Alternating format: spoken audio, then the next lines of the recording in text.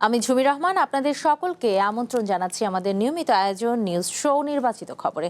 আজ দিনভর যেই প্রধান খবর আলোচনার খোরাক জুগিয়েছে, যে খবরগুলো ভীষণ রকম জনগুরুত্বপূর্ণ, তেমন কিছু নির্বাচিত খবর ও খবরের নির্মোহ বিশ্লেষণ নিয়ে আমাদের এই আয়োজন। আর আজ আলোচনার জন্য পুরো সময় জুড়ে আমাদের সাথে স্টুডিওতে আছেন জ্যেষ্ঠ সাংবাদিক হাসান মামুন।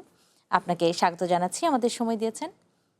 এবং আমাদের সাথে আছেন দৈনিক সমকালের উপসম্পাদক মাহবুব আজিজ, আপনাকেও স্বাগত জানাচ্ছি। দর্শক, এছাড়াও এই আলোচনায় আমাদের সাথে নানান সময়ে একাধিক অতিথি যোগ দেবেন, জানাবেন তাদের মতামত আর বিশ্লেষণ। আজ প্রধান নির্বাচিত খবর হিসেবে যে খবরটি আমরা নির্বাচন করেছি, সেখানে বলা হচ্ছে জুলাই অভ্যুত্থানে পরাজিতদের সাথে যোগ সাজসে একটি মহল দেশে অরাজকতা সৃষ্টির চেষ্টা করছে, যাদের সাথে যুক্ত হয়েছে কিছু কিছু ছোট লেজ। এমন মন্তব্য করেছেন প্রধানমন্ত্রী তারেক রহমান। ময়মনসিংহের ত্রিশালে খাল পুনর্খনন কাজের উদ্বোধন শেষে তিনি আরও বলেন, জনগণকে সাথে নিয়ে সকল ষড়যন্ত্র মোকাবেলা করবে সরকার। আর অপরদিকে পিরোজপুরে জামায়াতের সেক্রেটারি জেনারেল মিয়া গোলাম পারভার মন্তব্য করেছেন, সরকার গঠনের পর শুরুতেই জনগণের রায় উপেক্ষা করে 180 ডিগ্রি চোখ উল্টে দিয়েছে বিএনপি। আমরা বরং তাদের মতামতগুলো একটু শুনে আসতে চাই। কিছু সংখ্যক মানুষ একটা পরিস্থিতি তৈরি করার চেষ্টা করছে, রাস্তাঘাট বন্ধ করে দিচ্ছে, যানবাহন চলাচল বন্ধ করে দিচ্ছে, এখানে আগুন ধরাচ্ছে, ওখানে উত্তেজনা সৃষ্টি করছে। এই কাজগুলো যারা তারা করে, তাহলে আপনারা কি মনে করেন, প্রথমেই কি আইনের শাসনকে তারা বাধাগ্রস্ত করছে না? যাদেরকে দেশের এই বাংলাদেশের মানুষ এই দেশকে বিতাড়িত করে দিয়েছিল, এই এখন যারা অরাজকতা সৃষ্টি করতে চাইছে, খবর নিয়ে দেখেন ওই 5ই আগস্টে যারা বিতাড়িত, তাদের সাথে এরা তলে তলে আবার খাতির শুরু করেছে। যারা এই রকম পরিস্থিতি তৈরি করতে চেষ্টা করছে, তারা কিন্তু কৃষককে নিয়ে কোনো কথা বলে না। যারা একটা ঘোলাটে পরিস্থিতি তৈরি করতে চেষ্টা করছে, তারা দেশের মানুষের কর্মসংস্থান নিয়ে কোনো কথা বলে না। সরকারের শুরুতেই ক্ষমতাসীন দল জনগণের রায়কে উপেক্ষা করে একেবারে 180 ডিগ্রি ইউটার্ন করে চোখ উল্টাই দিয়েছে। দিব্যি এত বড় একটা রায়, এত বড় একটা গণভোট, দুনিয়ার কোন দেশে গণভোটের রায়কে অস্বীকার করে কোন সরকার, সেই লজিক কোন পৃথিবীর কোন দেশে নাই। আমরা তো বলেছি, তাহলে আইনমন্ত্রী, প্রধানমন্ত্রী, স্বরাষ্ট্রমন্ত্রী, আপনারা গণভোটে ভোট দিয়েছেন না? আপনারা ভোট দিতে গিয়েছেন 12 তারিখে এবং হাতে ভোট দিতে বলেছেন। দর্শক, আমরা দেখছিলাম আজকের যেই খবরটি আমরা নির্বাচিত করেছি সেটি নিয়ে আলোচনা করব। শুরুতে মাহবুব আজিজ, আপনার কাছে আসি। আপনি শুনছিলেন প্রধানমন্ত্রীর বক্তব্য, পাশাপাশি জামায়াতের নেতার বক্তব্য, এবং বেশ 3 মাস, এই সরকারের 3 মাসের কিছুদিন বেশি সময়, এবং এই সময়ের মধ্যেই সরকার প্রধানের এমন একটি বক্তব্য আসলে নতুন করে কোনো আশঙ্কার জন্ম দিচ্ছে কিনা? ধন্যবাদ, শুভেচ্ছা সবাইকে। দেখুন, 3 মাস সময় যেমন খুব দীর্ঘ নয় একটি সরকারের জন্য, আবার খুব কমও নয়, যেটা আমরা বলি রাজনীতির ভাষায় যে হানিমুন পিরিয়ড সরকারের, সেটা তো শেষই হয়ে গেছে। এবং যে ক্রমবর্ধমান যে সামাজিক যে বিপর্যস্ত পরিস্থিতি আমরা দেখতে পাচ্ছি, বিশেষ করে শিশু ধর্ষণ এবং যেই রামিসার ঘটনা বা এর আগে পরে বেশ কয়েকটি ঘটনা, এর মধ্যে এই অস্থিরতার মধ্যে সরকার প্রধান হিসেবে তারেক রহমান যে কথা বলেছেন আজকে, তার পেছনে কিছু যুক্তিও আছে এবং এক ধরনের হতাশা থেকেই হয়তো বলা। কারণ আপনি দেখুন যে তিনি বলেছেন যে যেখানে সেখানে আগুন লাগছে, নানান রকম অস্থিরতার কথাটা বলা হচ্ছে, এটা কি কারণে হচ্ছে, ইন্ধন কে বা কারা দিচ্ছে, এরকম একটা ব্যাপার থাকে। আবার এভাবেও যদি আমরা দেখি যে সবসময় কিন্তু আমাদের যারা সরকার প্রধান থাকে সবসময় বিরোধী পক্ষেরই দোষ খুঁজে পান, সেটার থেকেও এই উক্তিতে নতুন আমরা কিছু পাচ্ছি না। কারণ আপনি দেখুন যে এই ঘটনাগুলো, আপনি রামিসার ঘটনা বলুন বা অন্তত গত 11 দিনে সম্ভবত 18টি ধর্ষণের ঘটনা ঘটেছে, এটা একটা জরিপে দেখলাম, এবং এর মাঝে শিশু বেশি, এবং 56টি ধর্ষণের ঘটনা ঘটেছে 4 মাসে, এরকম একটি ঘটনা দেখলাম। তো এইটা কিন্তু সরকারের দোষ নয়, সরকার এই ঘটনাগুলো ঘটাচ্ছে না, কিন্তু যখন ঘটছে আইনের শাসন আছে কিনা সেই প্রশ্নটা প্রথমেই আসবে। কারণ আপনি যখন একটি ঘটনা ঘটে তখন যদি আইন ঠিকমতো প্রয়োগ হতো, দ্বিতীয় ঘটনাটি ঘটবার আগে কিন্তু অপরাধী ভাবতো যে কি করতে যাচ্ছে। যেহেতু আইনের শাসন অনুপস্থিত, এখন সেই আইনের শাসন অনুপস্থিতকে এই 3 মাস বয়সী সরকার করলো, তাও তো নয়। তাহলে যে এর আগের যে সরকার ছিল 18 মাস, তারা কি করেছে? তারা তো মব সন্ত্রাসকে প্রায় আইনে পরিণত করে দিয়ে গেছে, এবং সেই মব সন্ত্রাস এবং জবাবদিহিতার যে শাসন সম্পূর্ণ অনুপস্থিত হয়ে গেছিল দেশে।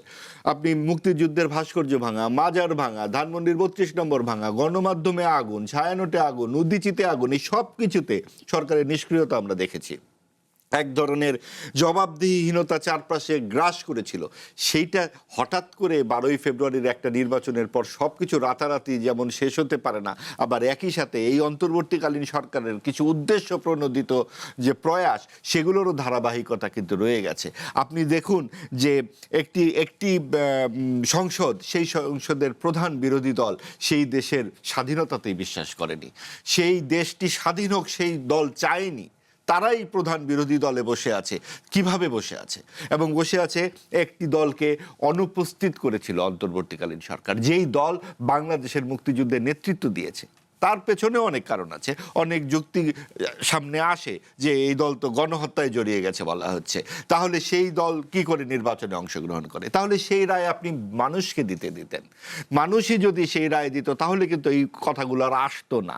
কাজেই এই যে বিভিন্ন অসঙ্গতির পর একটি নির্বাচন হয়েছে, সেই নির্বাচনেও আমরা দেখলাম যে বিএনপির যে কথাটি পরোয়ার সাহেব বললেন, বিএনপি তো গণভোটে হ্যাঁ দিতে বলেছিল, তাহলে এখন কেন তারা রাজি হয়নি? সেটার উত্তর স্বরাষ্ট্রমন্ত্রী অলরেডি সংসদে দিয়েছেন যে আমরা যদি আরও দেরি করতাম তাহলে হয়তো নির্বাচনই হতো না।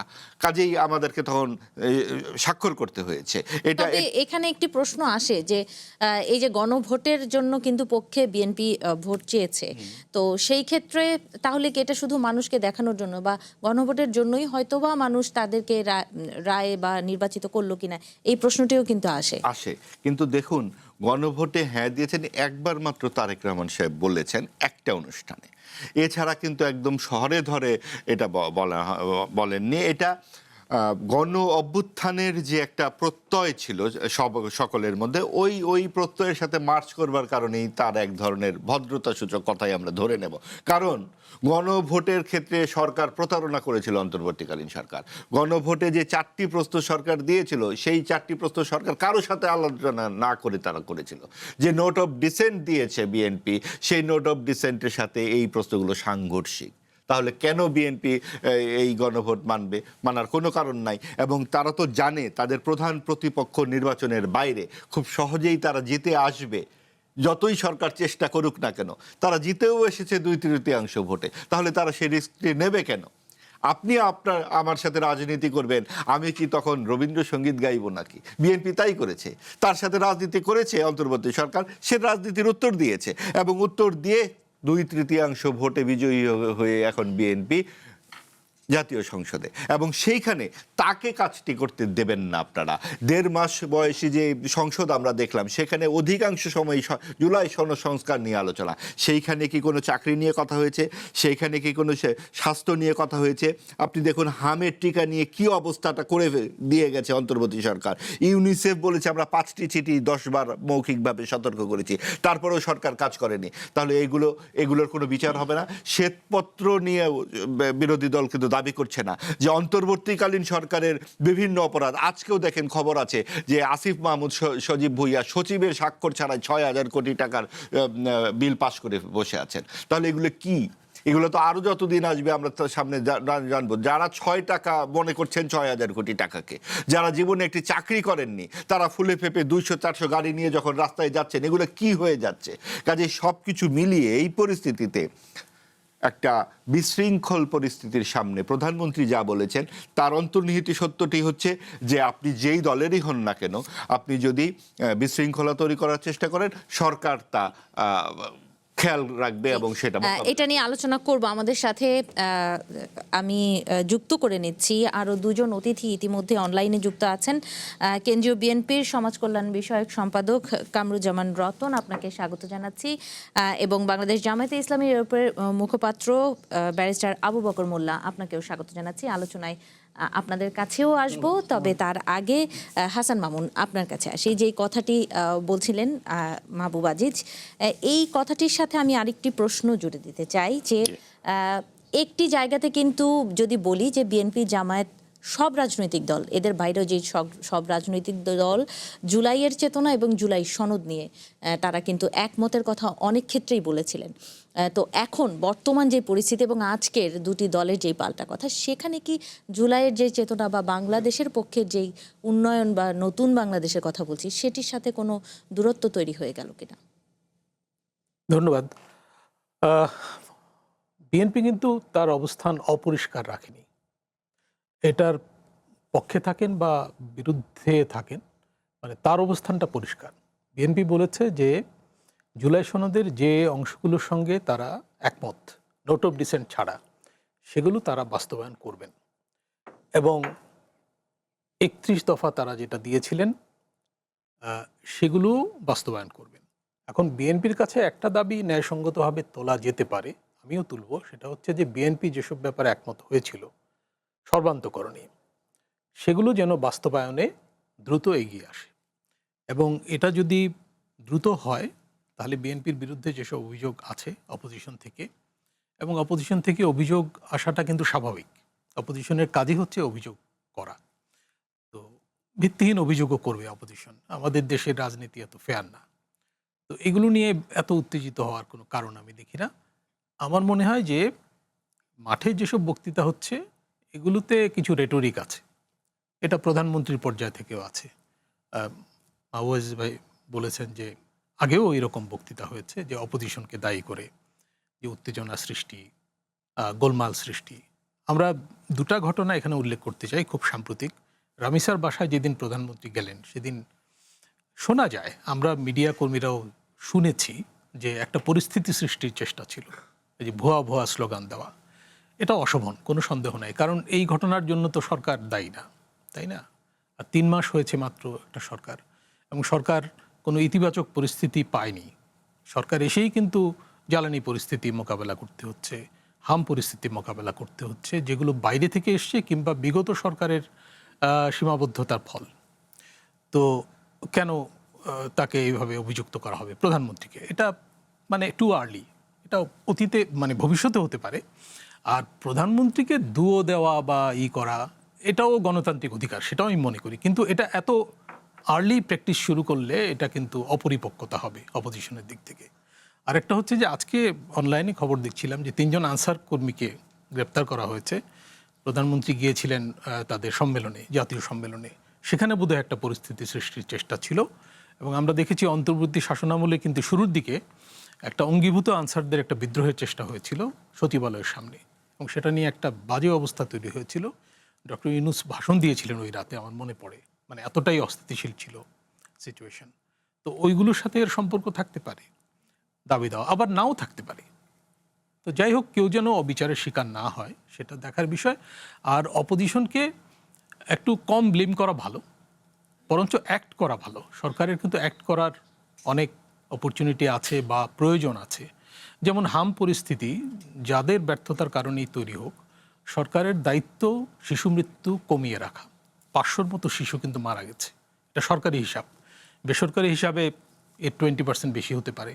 আমরা তো জানি যে স্ট্যাটিস্টিক্যাল এররও থাকে 10%। তো যাই হোক, এটা একটা মর্মান্তিক ঘটনা। শুধু রামিসার মৃত্যু না, এই যে 500 শিশুর মৃত্যু, এটাও কিন্তু ভয়াবহ। 500 পরিবার তাদের শিশু সন্তান হারিয়েছে, এবং তারা অনেকে হয়তো একমাত্র শিশু সন্তান, বা তারা দীর্ঘদিন পর অনেকে হয়তো সন্তান পেয়েছে, তাকে হারিয়েছে, তাই না? তো এইরকম একটা সিচুয়েশনের মধ্যে অপোজিশনকে কম ব্লেম করে সরকারের বেশি অ্যাক্ট করা উচিত। এবং 6 মাস বলা হয় হানিমুন পিরিয়ড, কিন্তু এই সরকারের আসলে কোনো হানিমুন পিরিয়ড নাই। শুরু থেকেই সরকার কাজের মধ্যে থাকতে হচ্ছে তাকে, কারণ সিচুয়েশনটা খারাপ। সরকার অর্থনীতিতেও একটা বাজে অবস্থা পেয়েছে, মানে রিজার্ভ পরিস্থিতি ছাড়া কোনো ইতিবাচক অবস্থা কিন্তু সরকার পায়নি, তাই না? তো সরকারের অ্যাক্ট করার কারণ আছে, এবং মানে আমরা তো দেখছি যে কর্মসংস্থান পরিস্থিতি কিন্তু যথেষ্ট খারাপ। একটা সামনে ঈদ এসছে, আরেকটা ঈদ পেছনে গেছে। এই ঈদটা ম্যানেজ করতে হবে সরকারকে সুন্দর করে। মানে গরু চোরাচালান যাতে না হয়, মানুষ যাতে স্বস্তির সঙ্গে বাড়ি যেতে পারে, ফিরতে পারে, দুর্ঘটনা কম হয়। গতবার কিন্তু যথেষ্ট দুর্ঘটনা হয়েছিল। তো জি। এগুলো যাতে না হয়, এগুলো করলে বিরোধী দলের রাজনীতি এমনিই অকার্যকর হবে। মানে তাদের বিরুদ্ধে বক্তৃতা করতে হবে না। জি, আমরা একটু বাংলাদেশ জামায়াতে ইসলামীর অতিথি যিনি যুক্ত আছেন ব্যারিস্টার আবু বকর মোল্লা, আপনার কাছে আসতে চাইব।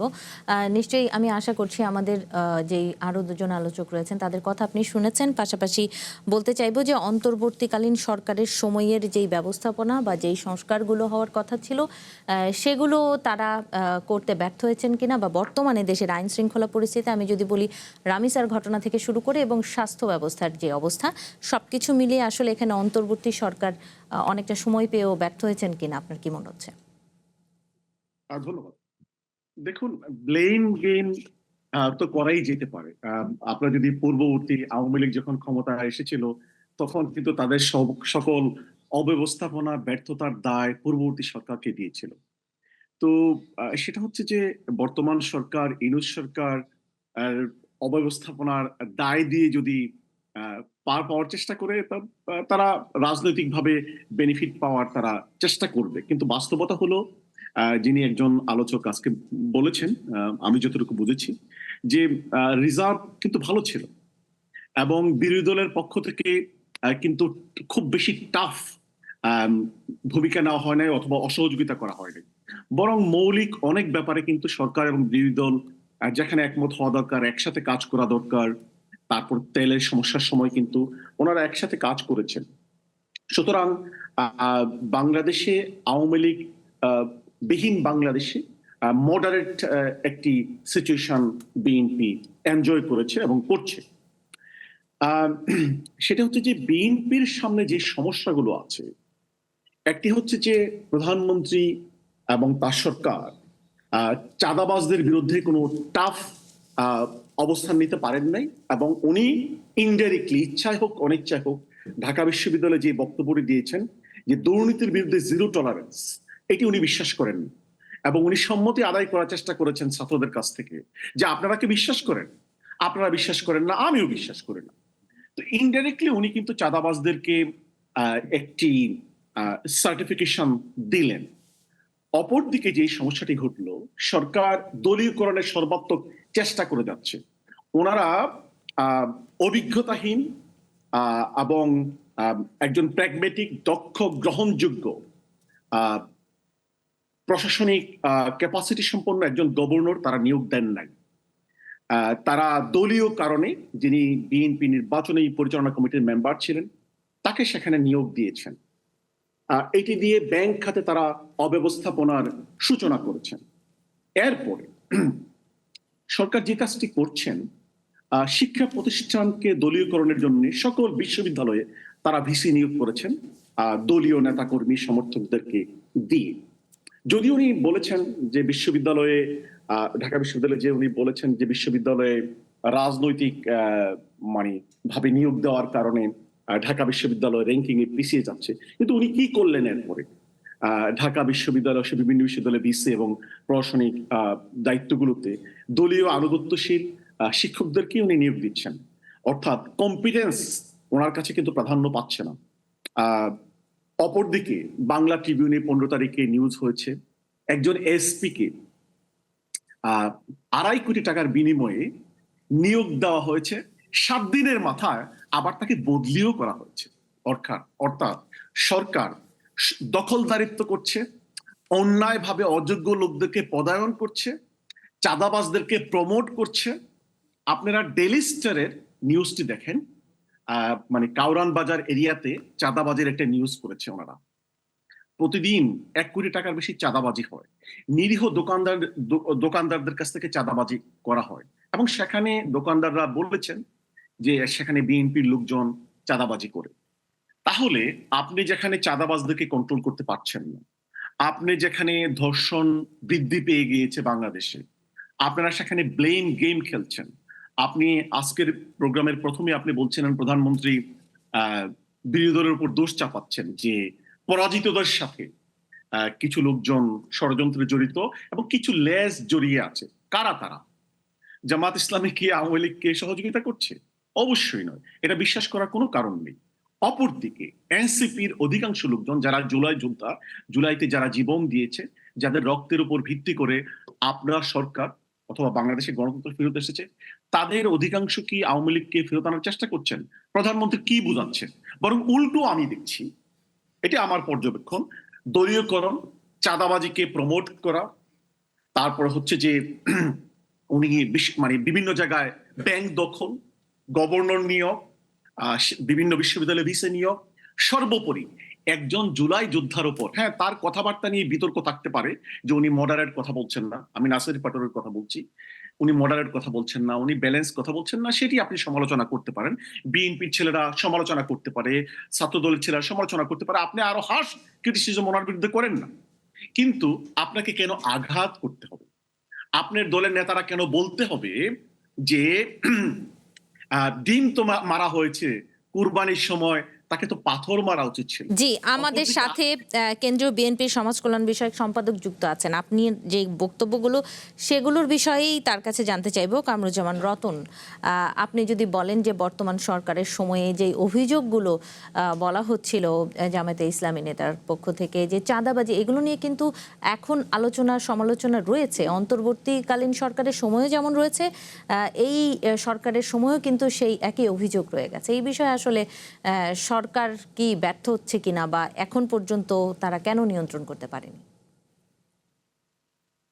আমি তো প্রথমে আবু বকর মোল্লা ভাইকে একটু আগে একদিন বলেছিলাম যে দেশের মাটিতে এসে আবহাওয়ার, এটা তো হলো না রতন ভাই, এটা তো হলো না। আমি আপনাকে এই কারণে বললাম, না আমি জাস্ট আমি কমপ্লিট করি আমার কথার মধ্যে আপনার প্রশ্নটা।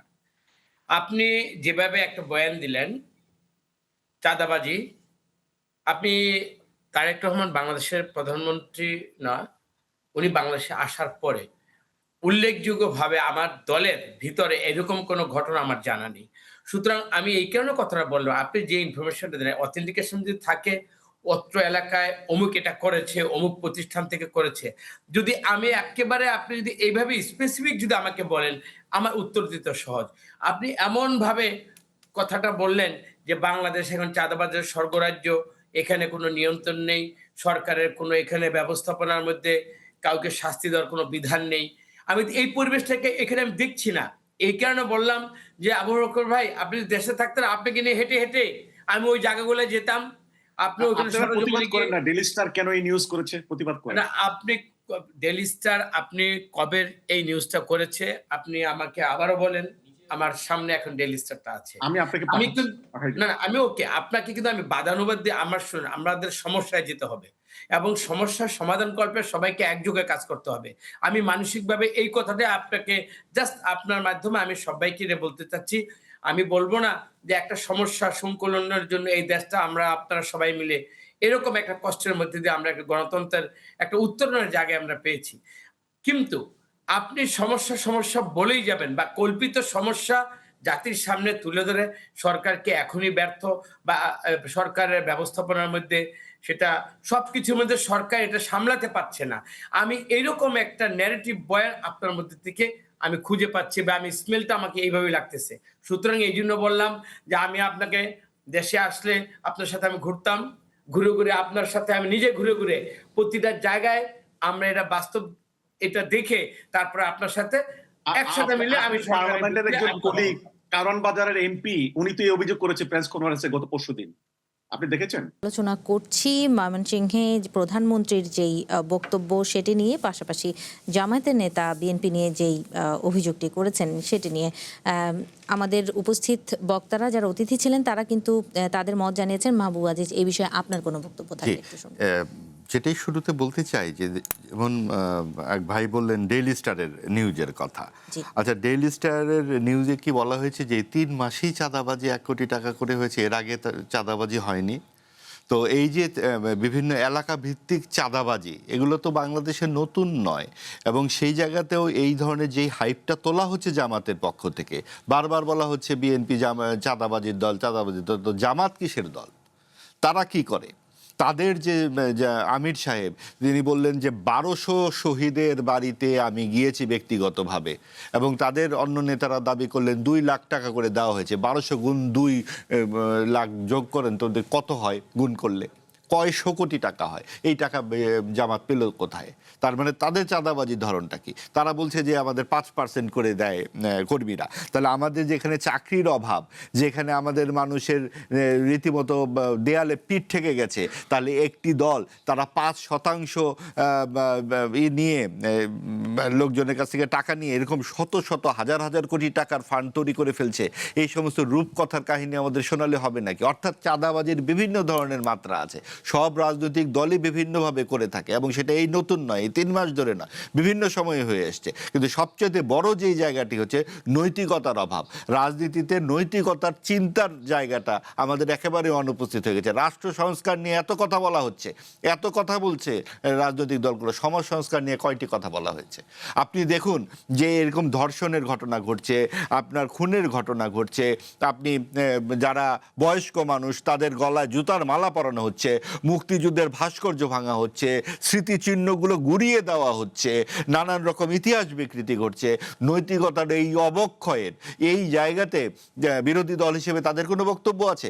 গত 50 বছরে কোনো প্রগতিশীল আন্দোলনে জামাতকে আপনি দেখেছেন যে জামাত বলেছে এই নারী অধিকারের এই অধিকারের জায়গাতে আমরা কথা বলছি, আমরা যে মাদ্রাসায় যে বলাৎকার হচ্ছে, যে ধর্ষণ হচ্ছে তার ব্যাপারে কথা বলছি? তারা কোনো রকম কোনো ধরনের আন্দোলনে কখনো নেতৃত্ব দিয়েছে? বরং কখনো আওয়ামী লীগের সাথে, কখনো বিএনপির সাথে তারা সহযোগিতা হিসেবে আবির্ভূত হয়েছে। কাজেই আমাদের রাজনীতির এটা একটা বড় সংকট। আমরা কিন্তু একটা যথার্থ বিরোধী দলের অনুপস্থিতির আশঙ্কা করছি, কারণ যেই বিরোধী দল এখানে করা হয়েছে এটা কিন্তু এক ধরনের অন্তর্বর্তীকালীন সরকারের একটা উপহার জাতির জন্য, এবং আওয়ামী লীগের অনুপস্থিতি নিশ্চিত করে এই বিরোধী দলকে দেওয়া হয়েছে, যেটা ভাইয়ের ভাষায় বলা যায় তারা মডারেট বিরোধী দল নয়, কারণ তাদের কোনো অভিজ্ঞতাই নেই, সংসদীয় রাজনীতির অভিজ্ঞতা নেই। যেমন তাদের যে প্রধান যিনি ব্যক্তি জামাতের, তিনিই তো জামানত বাজেয়াপ্ত হয়েছে গত 20 বছর ধরে। কাজেই এই ধরনের একটা রাজনৈতিক দলের কাছ থেকে বিএনপির মতো একটা রাজনৈতিক দল কি চ্যালেঞ্জ বোধ করবে? কাজেই এইখানে কিন্তু একটা বড় ধরনের ভ্যাকুয়াম তৈরি হচ্ছে, এবং সেই জায়গায় পরামর্শ থাকবে বিএনপির জন্য যে তারা যেন নৈতিকতা সম্পন্ন রাজনীতির চর্চা করে। তারা এই ধরনের চাঁদাবাজির যে সমস্ত অভিযোগ করছে সেগুলোকে উড়িয়ে দেবার কিছু নাই, কারণ চাঁদাবাজি তো অব্যাহত ছিল। আওয়ামী লীগের এই 17 বছরে কি এগুলো তৈরি হয়নি? আপনার ফুটপাত দখল হয়েছে, বাস দখল হয়েছে, সব কিছুই তো দখল হয়েছে। এগুলো খালি মুখ পরিবর্তন হয়। এটা কিন্তু বিএনপি আওয়ামী লীগ বলে কথা নয়, যখন যে দল ক্ষমতায় থাকে তখন সবাই সেই দলের হয়ে যায়। তাহলে নৈতিক চর্চার জায়গাটি যে আমি অতিথিদের কাছে একেবারেই অনুপস্থিত রয়ে গেছে। জি, আমি একটু হাসান মামুন আপনার মন্তব্যটা শুনে নিতে চাইবো, যে যেটি মাহবুব আজিজ বলছিলেন যে আসলে বিরোধী দলের শক্ত অবস্থান বা শক্ত বিরোধী দল, বিরোধী মতের এখনো সংকট পূর্বেও আমরা দেখেছি, সেটি কি এখনো পূরণ করতে পারছে না? তাহলে সংসদে বিরোধী দলকে আমরা প্রথম অধিবেশনে দেখেছি জুলাই সনদ নিয়ে ব্যতিব্যস্ত থাকতে। জুলাই সনদ নিয়ে কথা বলার প্রয়োজন আছে, কোনো সন্দেহ নাই। তবে আমরা চলমান যেসব সংকট জনজীবনের, সেই সব ব্যাপারে তাদেরকে কিন্তু আলোচনায় আগ্রহী দেখতে পাইনি। যেমন আমি তো জ্বালানি সংকট মোকাবেলায় বা হাম পরিস্থিতি মোকাবেলায় সরকারের যে কর্মকৌশল, সেখানে কি ধরনের গলদ আছে, কি হতে পারত, সেগুলো নিয়ে তাদেরকে তৎপর দেখতে পাইনি। সেগুলো হলে বরঞ্চ কার্যকর বিরোধী দলের ভূমিকাটা আরও ভালো করে রাখা যেত, সেটা আমার মনে হয়। একটা বড় বিরোধী দল আমরা পেয়েছি নির্বাচনে, তবে এটাও ঠিক যে নির্বাচনটা যথেষ্ট অংশগ্রহণমূলক ছিল না, কোনো সন্দেহ নাই। তবে যথেষ্ট অংশগ্রহণমূলক থাকার পরিস্থিতিও ছিল না, সেটাও বুঝতে হবে। তো যাই হোক, যেটা আমরা পেয়েছি সেটা নিয়ে সন্তুষ্ট থাকতে হবে আপাতত, এবং দেখতে হবে যে সরকার তার ভূমিকা রাখছে কিনা এবং বিরোধী দল তার ভূমিকা রাখছে কিনা। আর সংসদীয় কমিটিতে বিরোধী দলের ভূমিকা রাখার সুযোগ আছে। সংসদ যখন অধিবেশনে থাকে না, তখন সংসদীয় কমিটিগুলোই সংসদের ভূমিকা পালন করে। সবগুলো সংসদীয় কমিটি গঠিত হয়নি। তো আমরা আশা করব সামনে বাজেট অধিবেশন হচ্ছে, সরকার প্রথম বাজেট দেবে, এবং এই বাজেটের জন্য কিন্তু জাতি শুধু না, আমাদের উন্নয়ন সহযোগীরা অপেক্ষা করে আছে। তো এই বাজেটটা যেন ব্যালেন্সড হয় এবং বাস্তবসম্মত হয়। আর এই বাজেটের যেন যথাযথ সমালোচনা বিরোধী দল করে এবং বাজেট অধিবেশনকে কার্যকর করে, জি। এটা হলো প্রত্যাশা। জি, এখানে আমি ধন্যবাদ। একটু ছোট্ট যুক্ত করতে জি। চাই, সেটা হচ্ছে যে সরকারের দিক থেকে আমরা বিভিন্ন বিষয়ে অংশীজনের সাথে আলোচনা একটা অনুপস্থিতি দেখতে পাচ্ছি। বাজেটের ক্ষেত্রেও যদি সরকার এই ধরনের একেবারেই আলোচনাহীন অবস্থায় এগিয়ে যায় তাহলে কিন্তু জিনিসটা বেশ সমালোচিত হবে, কারণ সরকার একটা ভঙ্গুর অর্থনীতি পেয়েছে এবং সেটা তো আওয়ামী লীগের দুঃশাসনের যেই যা অবশিষ্ট ছিল, অন্তর্বর্তীকালীন সরকার কিন্তু সেটা একেবারে নিঃশেষ করে দিয়ে গেছে। কাজেই খুবই জরুরি একটা শ্বেতপত্র অথবা একটা ধারণা দেওয়া যে ভাই আমরা এই অবস্থাতে কিন্তু দেশটাকে পেয়েছি, জি। অন্তত অর্থনৈতিক ক্ষেত্রে এই বিষয়গুলোতে সরকারের স্পষ্ট হওয়া উচিত। জি, ধন্যবাদ। আমি একটু ব্যারিস্টার আবু বকর মোল্লার কাছে আসি। আপনি আপনার বক্তব্যের শুরুতেই বলেছিলেন যে ব্লেম গেমের যেই সংস্কৃতি বাংলাদেশে, এটা আমরা অতীতেও দেখেছি। জুলাই অভ্যুত্থানের পরে সেটি যদিও রাজনৈতিক দলগুলো বলেছে সেটি থেকে আমরা সরে আসবো, কিন্তু আপনার সমালোচনায় কিন্তু উঠে এসেছে সরকার দলীয় বিভিন্ন বাস্তবতা। কিন্তু তার মধ্যবর্তী সময়ে আসলে যেই রাজনৈতিক সংকটগুলো রয়েছে সেগুলো নিয়ে আসলে জামায়াতের সরাসরি কার্যক্রম কিন্তু আমরা কতটুকু দেখতে পাচ্ছি, এবং আজকের যেই খবরটি আমি নির্বাচিত করেছি সেখানেও কিন্তু জুলাই সনদ নিয়ে কথা হয়েছে, কিন্তু বর্তমান যেই সংকটগুলো চলছে সেটি নিয়ে কিন্তু সেই অর্থে কার্যক্রম আমরা দেখতে পাচ্ছি না। এটা নিয়ে আপনার মন্তব্য কি? দেখুন, আমরা বাংলাদেশে ক্ষমতার যে ট্রানজিশন হয়েছে এটি কিন্তু স্বাভাবিক প্রক্রিয়ায় হয়নি। বাংলাদেশে গণতান্ত্রিক প্রক্রিয়ার মধ্য দিয়ে স্মুথলি এই সরকার ক্ষমতা আসেনি। এই সরকার একটি রক্তক্ষয়ী বিপ্লবের পরে অ্যাটলিস্ট জাতিসংঘের রিপোর্ট অনুযায়ী 1400 ছাত্র জনতা জীবন দিয়েছে, কয়েক হাজার মানুষ জীবন দিয়েছে। 17 বছর প্রধানমন্ত্রী সহ আমরা দেশে বিদেশে নির্যাতন, নিপীড়ন এবং নির্বাসনের শিকার হয়েছি। সুতরাং এটি একটি আনইউজুয়াল সিচুয়েশন। একটি বিপ্লবের পরে সরকার যখন ক্ষমতা আসে তার কাছে বিপ্লবীদের এবং জনগণের প্রত্যাশা একটু অন্য ধরনের থাকে। যদি স্বাভাবিক প্রক্রিয়া, ধরুন আওয়ামী লীগ ক্ষমতা এসেছে গণতান্ত্রিকভাবে নির্বাচনের পরে, বিএনপি তার জনপ্রিয়তার কারণে স্বাভাবিক প্রক্রিয়া ক্ষমতা এসেছে, তাহলে আমরা জুলাই সনদ বেঁধে রেখে অন্য কথাটির দিকে বেশি ইম্পর্টেন্স দিতাম। আবু বকর মোল্লা, এখানে একটু আমি বলে নেই যে অভ্যুত্থানের পরবর্তীতে কিন্তু একটি অন্তর্বর্তী সরকার ছিল যাদের ম্যান্ডেটে ছিল একটি নির্বাচন গণতান্ত্রিক উপায়ে দেওয়া, আপনি যেটি বলছেন, এবং মানুষের অংশগ্রহণ দিয়ে। এবং আওয়ামী লীগের প্রসঙ্গ যেহেতু আসছে, আওয়ামী লীগ দলটাকে তাহলে ইতিমধ্যেই মানুষ সেটার কি প্রয়োজন বোধ করছে? মানে সঠিকভাবে রাজনৈতিক দলগুলো কি তাদের দায়িত্ব পালন করতে পারছে না? দেখুন আমি যে কথাটি বলছিলাম, যেই সরকারটি ইউনূস নেতৃত্বাধীন সরকারটি যেটি ছিল সেটি একটি ট্রানজিশনাল সরকার ছিল। তারা 17 বছরের বিশৃঙ্খলার পরে, বিপ্লবের পরে একটি গণতান্ত্রিক ব্যবস্থা উপহার দেওয়ার জন্যই স্বল্পকালীন সময়ে ওনারা ক্ষমতায় ছিলেন। ওনারা দীর্ঘমেয়াদী ক্ষমতা থাকার জন্য, একটি সরকার পরিচালনা করার জন্য দীর্ঘমেয়াদী ওনারা এই উদ্দেশ্যে আসেননি। মূলত একটি নির্বাচন, মানে সুষ্ঠু নির্বাচন উপহার দিয়ে যেন গণতান্ত্রিক ধারাবাহিকতা চলতে থাকে, এর জন্য ওনারা এসেছিলেন। সুতরাং মানুষের রক্তের বিনিময়ে যেই সরকারটি আজকে বিএনপি তার রাজনীতি করার অধিকার ফিরে পেল, মানে ক্ষমতা আসার সুযোগ ফিরে পেল, তাদের কাছে কিন্তু বিপ্লবী জনতার একটি প্রত্যাশা ছিল জুলাই সনদের আলোকে ওনারা একটি নতুন বাংলাদেশ প্রতিষ্ঠা করবে, যেন বাংলাদেশের মানুষকে বারবার করে আর রক্ত না দিতে হয়, নতুন করে কোনো বিপ্লবের দিকে না যেতে হয়, দেশটি যেন পুনর্গঠনের দিকে এগিয়ে যায়। কিন্তু বিএনপি এসে কি করলো? বিএনপি নির্বাচনের স্বার্থে, যেটি স্বরাষ্ট্রমন্ত্রী পার্লামেন্টে বলেছেন যে আমরা নির্বাচন যেন পিছিয়ে না যায়, আমরা অনিচ্ছা সত্ত্বেও আমরা জুলাই সনদে সাইন করেছি। অর্থাৎ ওনাদের হিপোক্রিসির বর্ণনাটি উনি পার্লামেন্টে পুরো জাতির সামনে উনি দিয়ে দিলেন। অর্থাৎ ওনারা জুলাই সনদ বাস্তবায়ন করবেন না। ওনারা গণভোট যেখানে 70%-এর উপর জনগণ ভোট দিল, সেখানে জুলাই সনদে ছিল একটি হবে কনস্টিটিউশনাল অ্যাসেম্বলি আর একটা হচ্ছে পার্লামেন্ট। জি, এখানে বিএনপির বক্তব্য, বিএনপি সেখান থেকে তারা দিয়েছেন। আমি একটু কামরুজ্জামান রতনের কাছে আসি, আমাদের কাছে খুবই অল্প সময় রয়েছে, আপনি যদি একটু সংক্ষেপে কিছু বলেন। বক্তব্য গ্রহণ করার কোনো সুযোগ নেই, কারণ ওনারাই বলেছেন ওনারা হিপোক্রিটিক্যাল কাজ করেছেন। সুতরাং আমরা মনে করি জুলাই বিপ্লবকে মানে সম্মান জানানোর স্বার্থে, নতুন বাংলাদেশ প্রতিষ্ঠার স্বার্থে আমাদের প্রাথমিক দায়িত্ব হচ্ছে জুলাই সনদের আলোকে নতুন করে একটি পার্লামেন্ট গঠিত হবে, নতুন জি, আপনাকে ধন্যবাদ। আমি একটু কামরুজ্জামান রতন আপনার কাছে জানতে চাইবো যে এখনো কিন্তু এই জুলাই সনদ নিয়েই একটি অভিযোগ রয়ে যাচ্ছে। তাহলে বিএনপি আসলে তাদের জায়গা থেকে কি করছে? এর আগের একটু প্রশ্ন আমার একটু মানে বাকি ছিল, সেটা হলো যে কারওয়ান বাজারের এই এলাকার এমপি কে? সেটা জামাত ইসলাম। জামাত ইসলাম নিশ্চয়ই বিরোধী দল। আমি একটু প্রশ্ন করি, জামাত ইসলামের বরাত দিয়ে আবু বকর ভাই আপনি যেটা বললেন, আপনার কিন্তু সুযোগ আছে চাঁদাবাজিরা কে করলো, কোথায় করলো, এর পরে চাঁদাবাজির পরে কোনো মামলার নথি কি আপনার কাছে আছে যে অমুকে করেছে, তার বিরুদ্ধে আমরা মামলা করতে গিয়েছিলাম, মামলাও নেয়নি?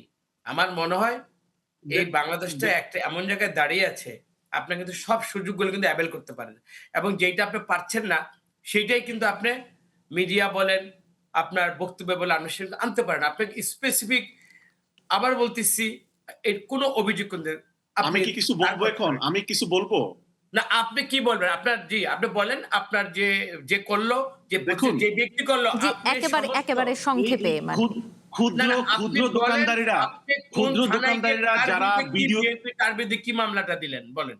আপনার কি দেখুন, মানে আপনার ডকুমেন্টস আছে বলেন? ক্ষুদ্র ক্ষুদ্র ব্যবসায়ীরা যারা প্রতিদিন চাঁদা দিতে বাধ্য হয়, আপনার কি মনে হয় যে মামলা করার মূল ব্যক্তিকে, যে চাঁদা দেয়, যে ভিকটিম, সে তো মামলা করবে? সে কি মামলা করার মতো অবস্থা আছে? সেই আপনি অবস্থা নাই। জনপ্রতিনিধি, এটি আপনি তার পক্ষে, ওই ক্ষুদ্র ব্যবসায়ীর পক্ষে আপনার কিন্তু সুযোগ আছে আপনার মামলা করার। সুতরাং এইটা কিন্তু আপনি যেটা বললেন, এটা কিন্তু ভাই সঠিক উত্তরটা হলো না। আপনি দেখেন হ্যাঁ। বারবার কিন্তু আমরা একটা জায়গায় আসছি, দেখেন দেশটা কোথায়, কতগুলো সংকট, কিসের মধ্যে দেশটা দায়িত্বটা নিল এই সরকার। আপনারা কিন্তু বলতে পারলেন না একটা বারের জন্য বাংলাদেশের মানুষের আজকের অবস্থাটা কি, হাজার হাজার কোটি টাকা কোথায় গেল, ব্যাংক খাত এত কেন ধ্বংসের মুখে রেখে গেল, দ্রব্যমূল্য কেন এত হচ্ছে চাপের মুখে, কেন তরুণরা আজকে ম্যাক্সিমাম বিদেশমুখী, এইগুলো কিন্তু বাস্তবধর্মী বাংলাদেশের সমস্যা। তারপর হাম সমস্যা, এই যে দেখেন একটা মেয়ে যে ধর্ষিত হলো, এটাতে এক ব্যক্তির এক বিকৃত রুচির একটা, এটা কি সামগ্রিক বাংলাদেশের চিত্র? বা এই অকারেন্সটা হওয়ার পরে বাংলাদেশের সরকার কি মানে হাত গুটিয়ে বসে আছে? আজকে প্রধানমন্ত্রী ১ মাসের মধ্যে চার্জশিট সহ বিচার হবে। আপনারা দেখেন, আমরা জানি বিরোধী দলের কাজ উন্নয়ন না, বিরোধী দলের কাজ বিরোধিতা করা, কিন্তু মানুষ কিন্তু এতটুকু বুঝতে চায় বা দেখতে চায় যে সত্যিকার আপনার কাছে তথ্য আছে, এই তথ্যের পরে সরকারকে আপনি জানান দেন, সরকারের বিরুদ্ধে আপনি বিরুদ্ধচারণ করেন। আপনার কিন্তু সত্য নির্ভর যদি কাল্পনিক এবং আপনি এমন একটা ন্যারেটিভ তৈরি করেন, সে ন্যারেটিভটার কারণে আমি আপনাকে আজকে একটা কথা বলি, আমার বাড়ি মুন্সিগঞ্জ, সিরাজদি খানে যেই এই রামিসার এটা মানে গতকাল যে তার যে দাফনটা হলো, ওই জায়গায় আপনি এখন বলতে ইচ্ছে করছে না আপনাদের লোক তার বাবাকে ওখানে ইনফ্লুয়েন্স করেছে, তাকে প্রলোভন দিয়েছে, তোমরা একটা টাফ এজিটেশনের দিকে যাও, আমরা তোমার সাথে আছি। বাধ্য হয়ে কিন্তু ওই রামিসার বাবা গতকাল ঢাকায় চলে আসছে।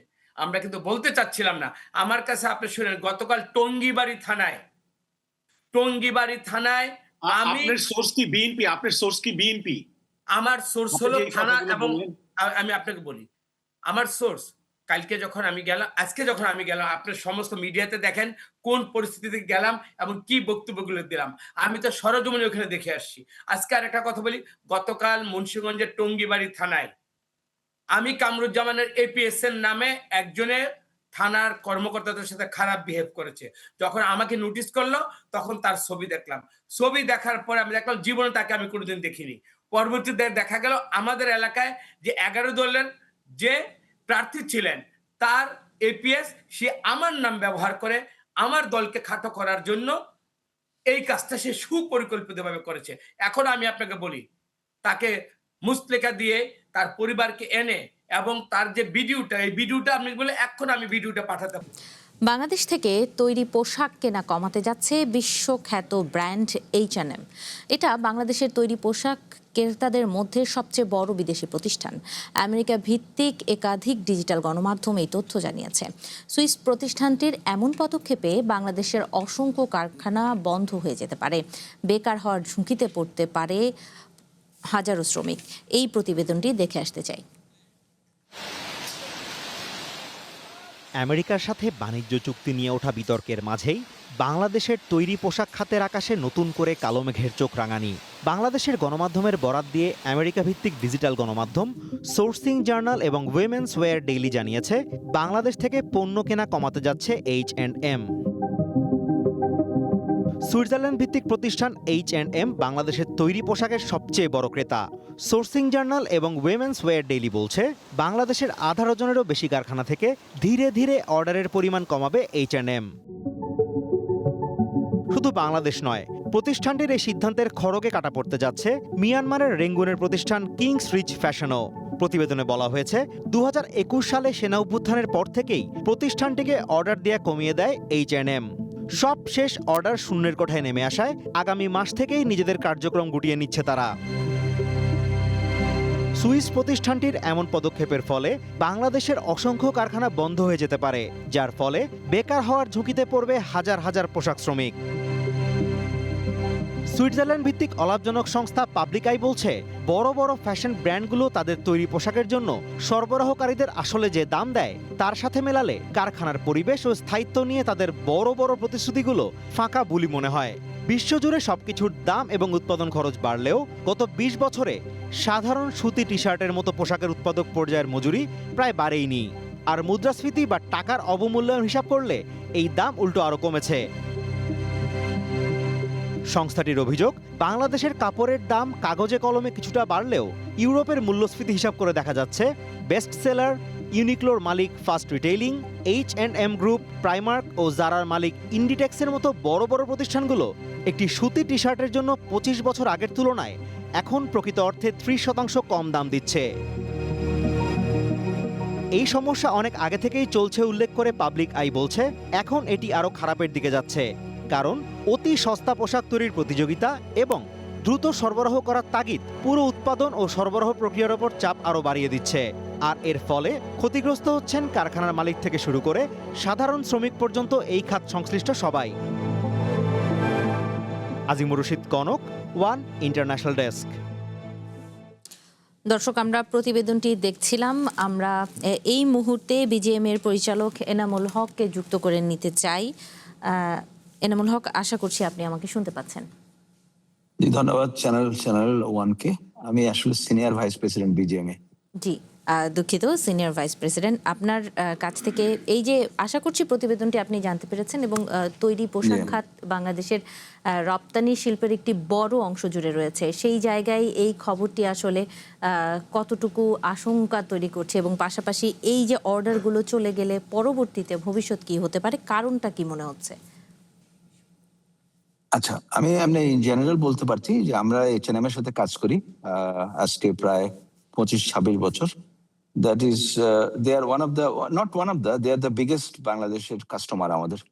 তার সবচেয়ে বড় customer and always very ethical and very nice. এবং তারা যে কাজ করছে বাংলাদেশে ভেরি ট্রান্সপারেন্ট ওয়েতে কাজ করছে। খুব আমরা উই আর প্রিটি হ্যাপি আর কি H&M কিনে। আমরা যারা কাজ করি আমরা প্রিটি হ্যাপি উইথ H&M।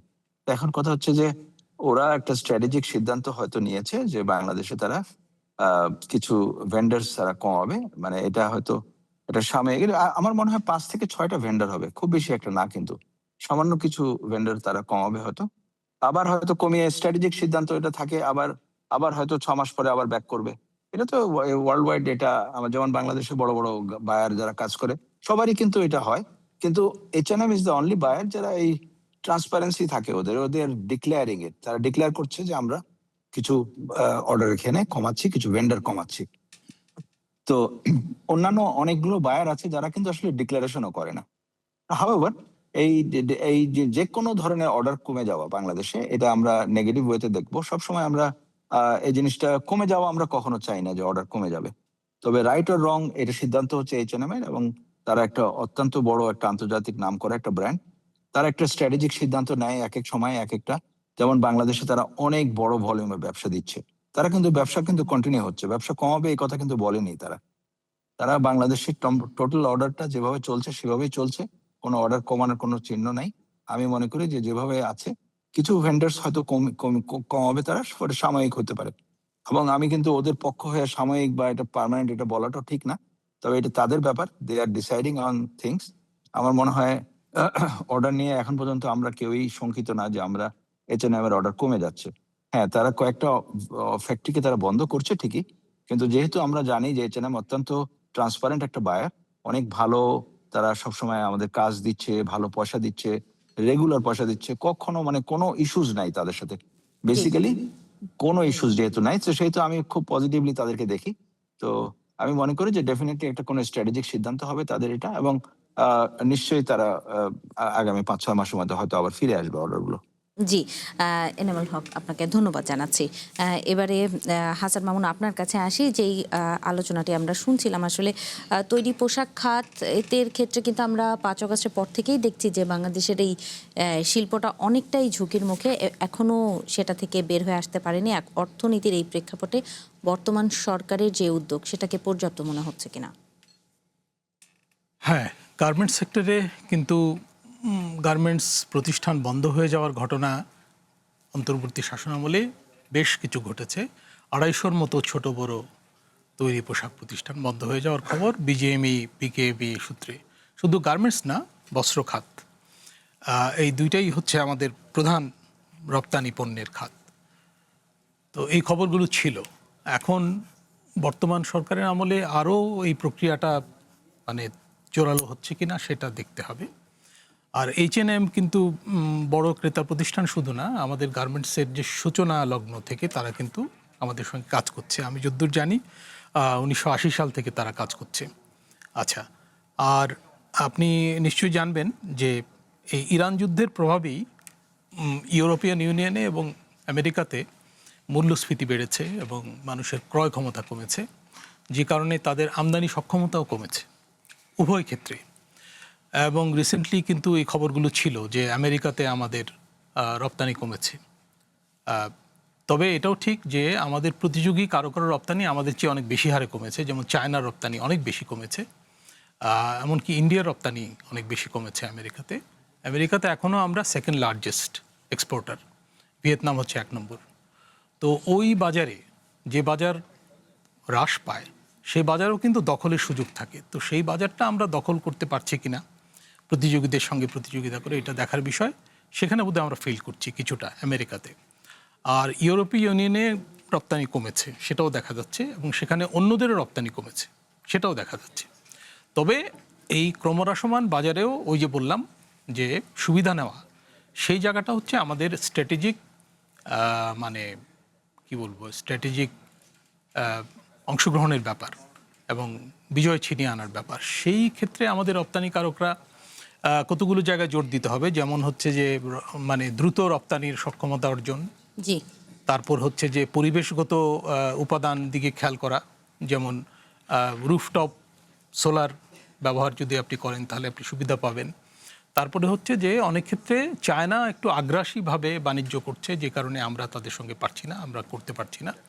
চায়নার কতগুলো কম্পারেটিভ অ্যাডভান্টেজ আছে, যেমন তাদের লজিস্টিক্স অনেক ভালো, তাদের জ্বালানি নিরাপত্তা অনেক ভালো, তাদের যোগাযোগ ব্যবস্থা ভালো। ইউরোপের সঙ্গে সম্ভবত তাদের সরাসরি রেল পথ ব্যবস্থা আছে, আমাদের তো এগুলো নেই, তাই না? আমাদের রপ্তানিকারকরা এই সংকটের মধ্যে শুধু না, আরও সংকটে আছেন। তারা জ্বালানি নিরাপত্তা পাচ্ছেন না, তাদের গ্যাসের সমস্যা আছে, এবং তাদের আরও সমস্যা আছে, সেটা হচ্ছে যে তারা মানে প্রতিযোগিতায় পিছিয়ে পড়ছেন এই যে জ্বালানি।